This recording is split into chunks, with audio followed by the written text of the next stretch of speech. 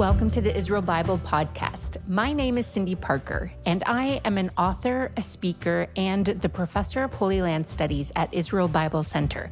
I'm passionate about reading the Bible in the physical, historical, and cultural context of its day. And I love having these geeky conversations with people about new things. In this podcast, I'd like to invite you to join me as I sit down each week with other faculty members of IBC to discover new aspects of the Bible.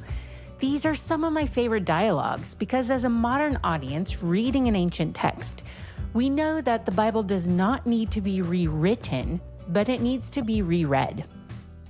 I love the work of Robert Alter, and if you've been around the IBC community long enough, you are very likely familiar with the translations of the Hebrew Bible by Robert Alter. And we have two roundtable talks that are quite brilliant with Robert Alter. I wanted to pull from the most recent one because it's a really interesting conversation with Dr. Gruber about one small collection of verses in 2 Samuel in which the two of them go verse by verse throughout the passage, and they talk about the Hebrew and why Alter translates it one way when the King James Version or the New Jewish Publication Society version go a different way and why that matters.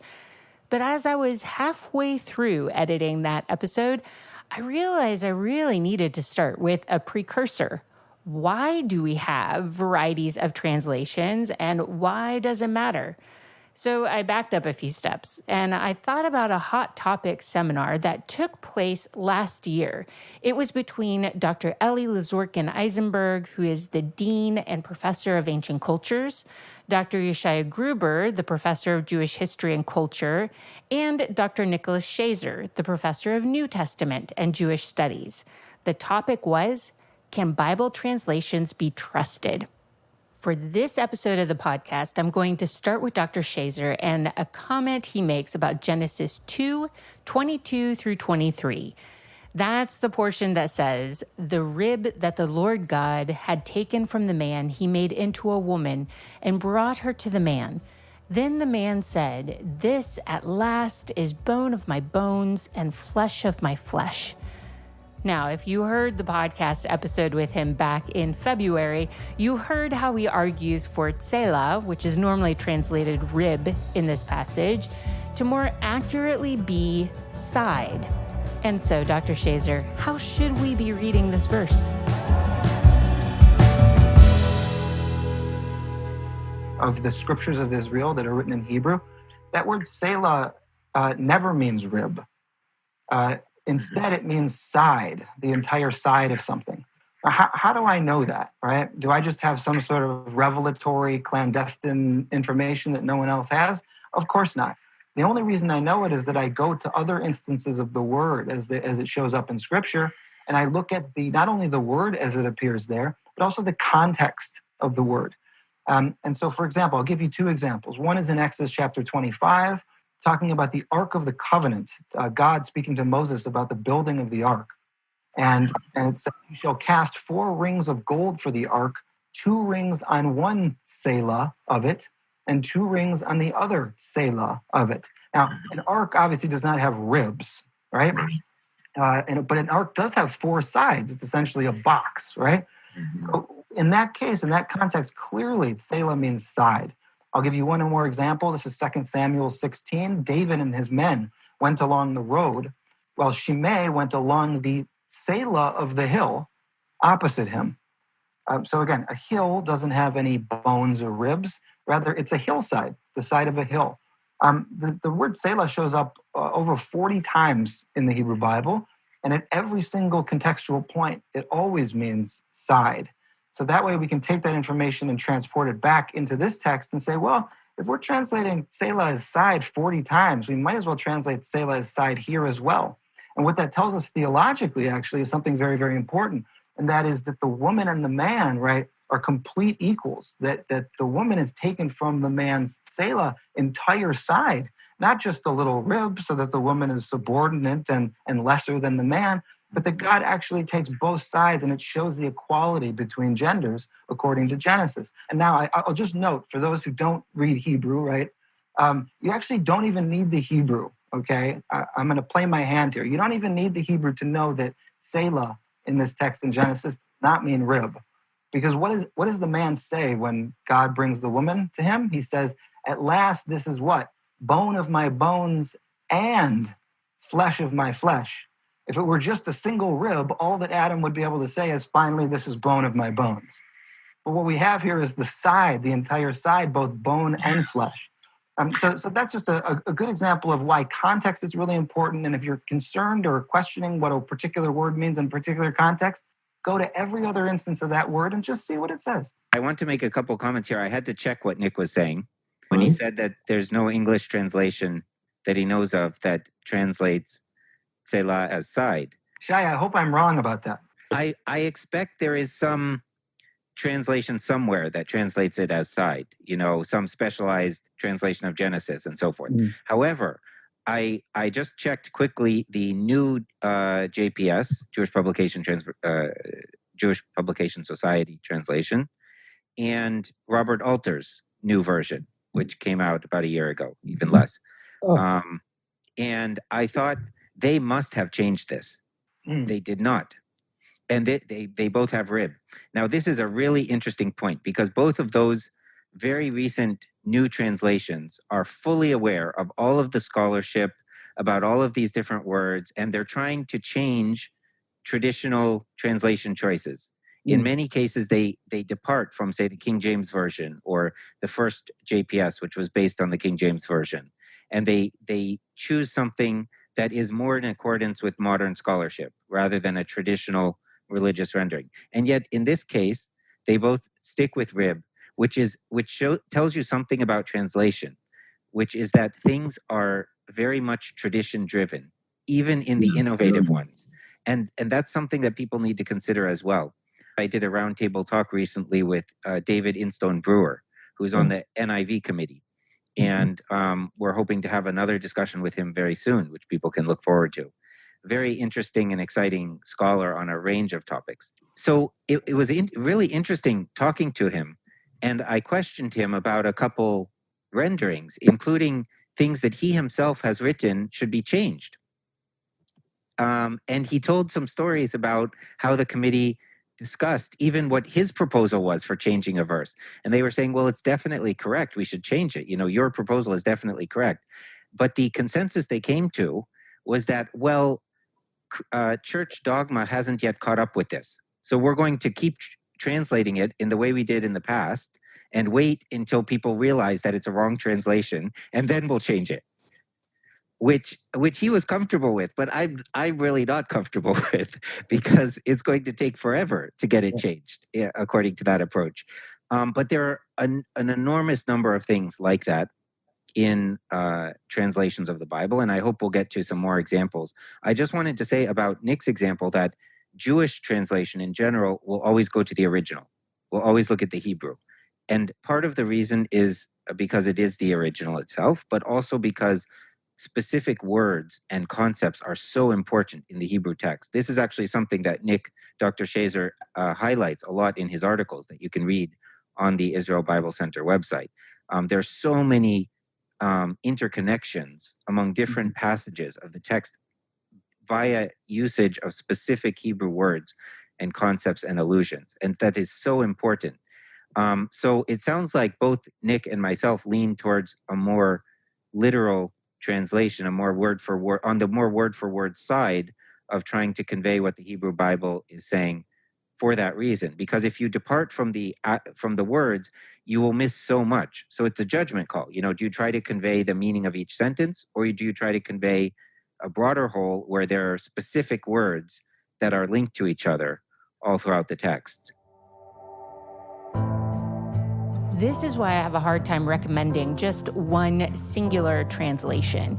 Usually I tell people to read with 5 different translations open, because when you get to the parts where every version starts giving you a weird jumble of words, you've identified an area where you might want to go back and look at the original language. Even if you don't read Hebrew or Greek, there are several powerful tools available for free online.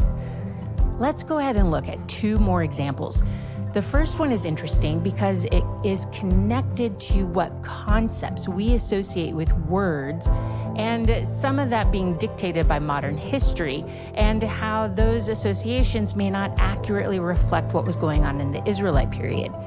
The second example deals with how the sound of Hebrew words hold meaning that is terribly difficult to convey in other languages. Dr. Gruber is going to take us into these examples.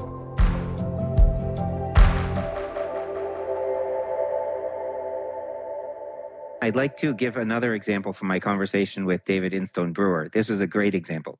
So it's a problem in all of the translations because we read in the Torah, for example, about slavery. And we read about it with the Israelites in Egypt, and then you have certain situations where someone can be a slave in Israel, and so forth and so on. And it's problematic because the Hebrew word eved has such a range of meanings. So in talking with Dr. Instone Brewer about this, he said, well, in certain of these cases, we're talking about voluntary slavery. And I said, well, surely that's an oxymoron. Voluntary slavery. I mean, for it to be voluntary is the opposite of what it means to be slavery. And he said, yes, but we decided to keep the traditional translation, and people, if they're interested, can go find out more and discover more about it. The problem is that the average reader of a Bible translation, A, doesn't know that they need to find out more. They think they're getting God's word. B, they don't know where to find out more or how to find out more. And C, they will get a misimpression from these translations. Now, again, my perspective is that virtually any translation will in some way give a misimpression of the original. You can't avoid that. And that's why people need to understand this and be cautious about how they use translations and not consider them to be an exact representation of the original. Even when you deal with the very basic concepts, you're going to have problems. So I actually took the verse that is the part of the verse that continues what Nick was reading, and it says that Yikra Isha ki me'ish lakha zot. So she will be called Isha because from Ish she was taken. Now, this when you hear that, you can see the similarity in sound. Ish, Isha. And in English, there's a very nice and easy way to render that because woman and man happen to have a similar sound. So you can say, she shall be called woman because she was taken out of man. But in certain other languages, you don't have this similarity of sound. So how can you possibly convey the point that's being made in the text, Ish, Isha? Well, in many cases, translators just ignore it. And they just render what is the basic meaning and leave out what is kind of the main feature of the Hebrew original. But there are translators who try to reproduce it, and they have to do some very unusual things.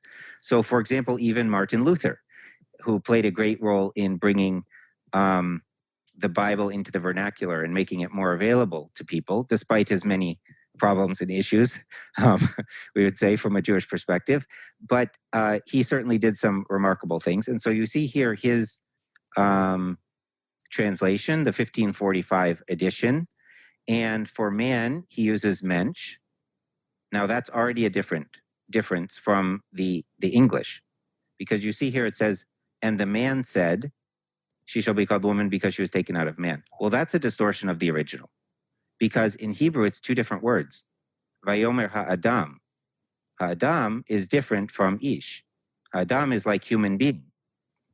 So it should be something like, and the human said, she shall be called woman because she was taken out of man. But again, it's a traditional rendering of both Adam and Ish to say man. Luther is actually better in representing the original here because he uses mensch, which is like human being. And then he uses man for man, but he doesn't use what would have been the normal word for woman, vibe, because it has nothing to do with man. It doesn't make any connection. And he saw that the connection was there in the Hebrew. So he invented a word. In this edition, it's menin. It's like she-man. she shall be called a she-man because she was taken out of man. Well, that reads very strangely. Why did he do that? It's because he recognized that otherwise he couldn't convey the point of the text. But many people are against this kind of translation, and they say, well, that sounds very strange. You're not actually translating it into German because you're making up some weird phrases or some weird words. But then if we go to another very strange translation, the translation of Andrei Shoraki, which I love, it's quite an incredible volume. Andrei Shoraki was a remarkable person in his own right. You can look him up because I don't want to take too much time. I know we have so much else to discuss. But so he tried to recreate as much as he could a direct connection with the original Hebrew text. And he also did what Christians call the New Testament, translating them as Jewish Greek texts. So he has a very different translation of the New Testament than traditional New Testament as well. And so what he does is he takes this principle a step further. So Luther is more accurate than the English, and Shoraki tries to be even more accurate than that, because instead of saying man or human being, he says glebe, which means like earthy thing, earth person, earthling, as some strange English translations have put it, earthling or groundling. Why? Because the text also says there's Adam who is taken from Adamah. It's exactly the same kind of linguistic connection in Hebrew. So Shoraki tries to maintain even that, and it sounds really, really weird. So he's like, the earthy thing said, this one will be called woman. So he uses the word woman, but then he adds in the Hebrew, isha, because otherwise you wouldn't understand. Because out of man, fam and so they don't sound the same. Ish, he adds in, she's taken. So many people, when they read Shoraki, and in fact, we had this reaction not long ago on our website in response to something, I think, from a course, they say, well, this is just bad French. Well, no, it's not just bad French. It's bad French if your standard of French is the modern French literary language. But if your standard is trying to get as much meaning as possible out of the Hebrew text and conveying it somehow to people who don't read Hebrew, then it's a fantastic translation. Very strange. For knowledge, because of the many meanings of knowledge in Hebrew, he uses pénétrer, to penetrate, which can have the intellectual meaning of penetrating to something, or also like the physical, sexual meaning, which ladat has in Hebrew. So this is just to show the extraordinary complexity and difficulty of translating and the kinds of choices that have to be made, even with the most basic of concepts. And I think most people who read a translation are unaware of that. One more thing. After they talked at length about dispelling any conspiracy theories that translators are out to get you, and after they spoke about all the ways you can trust the translations we do have, they started talking about what they say when they are pressed to give an answer to which translation to recommend. And in doing so, they stumbled across another tricky aspect of translation. I mentioned early on that I have the ESV, the English Standard Version, that I would recommend that one in English to all of you on this panel. Not the guys I'm talking to right now, but the people participating. So the ESV I like a lot, but it has a gender problem, and that is sometimes it doesn't express the inclusivity of men and women in the text that it's translating. So, for example, I'll just give you an example. The Greek word adelphos can mean brothers, but depending on the context, just like in Hebrew, the Hebrew anashim can mean men, yeah, but it depends on the context. It can also mean people, both men and women together. The same thing is true of adelphos in Greek. And every time that word comes up, the ESV always just says brothers, as though Paul is only talking to a bunch of men. We know this is not true, even from the context of Paul's letters. That's not the case. Or to go back to Shaya's point, where you have the word Adam in Genesis. ESV is going to translate that man, but as Shaya rightly notes, Adam does not mean man. Adam means human or human being. So there are certain points where the Hebrew and Greek itself are inclusive, and what we want to try to avoid is English translations stepping on the larynx of the original writers and silencing the gender inclusivity that's already there in the original text. Mhm.